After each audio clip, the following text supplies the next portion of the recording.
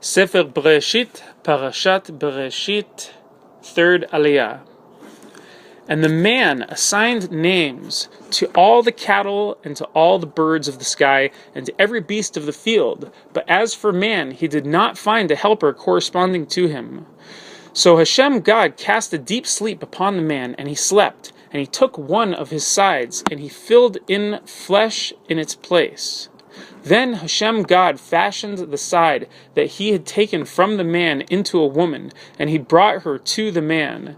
And the man said, "This time it is bone of my bones and flesh of my flesh.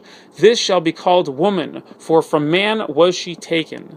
Therefore a man shall leave his father and his mother and cling to his wife, and they shall become one flesh." They were both naked, the man and his wife, and they were not ashamed. Now the serpent was cunning beyond any beast of the field that Hashem God had made. He said to the woman, "Did perhaps God say, 'You shall not eat of any tree of the garden'?" The woman said to the serpent, "Of the fruit of any tree of the garden we may eat. Of the fruit of the tree which is in the center of the garden, God has said, 'You shall neither eat of it nor touch it, lest you die.' The serpent said to the woman, 'You will not surely die. For God knows that on the day that you eat of it, your eyes will be opened, and you will be like God, knowing good and bad.' And the woman perceived that the tree was good for eating, and that it was a delight to the eyes, and that the tree was desirable as a means to wisdom, and she took of its fruit and ate.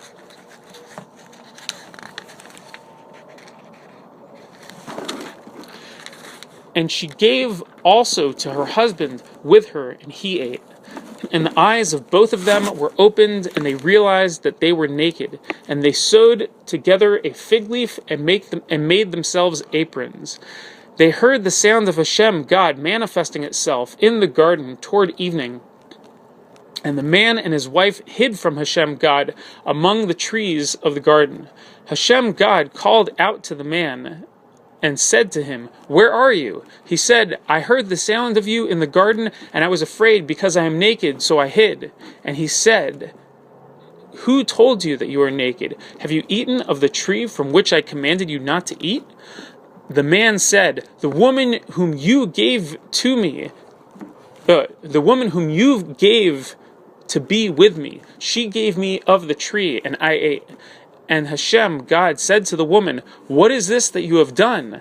The woman said, "The serpent deceived me, and I ate."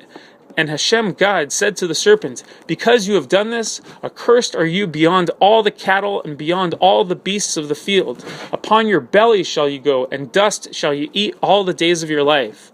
I will put eternity between you and the woman, and between your offspring and her offspring.